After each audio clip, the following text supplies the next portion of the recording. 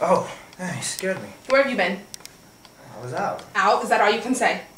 Relax, dang. I was just out with the guys. Which ones? Which ones? What do you mean? I mean, which guys? Was it Trey, Ron? Which one of the guys were you out with tonight? Okay. You're obviously worked up. I don't have to deal with this.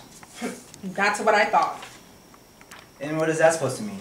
I took the liberty of packing all your shit. You might as well go ahead and take it now.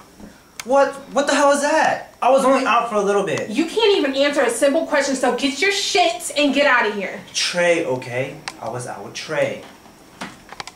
Are you lying to me? No, now can you stop acting so crazy? Take a look at the top box. What? I can... This is not my jacket. Trey dropped it off tonight. You know what he said? He said you called and asked him that you needed a jacket for tonight with your lady. So imagine my surprise when I'm here all alone and you're nowhere to be found. Okay, let me explain. I'll make it easy for you. It's over.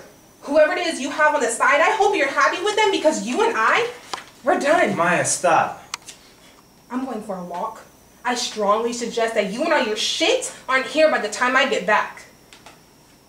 Maya, please, stop.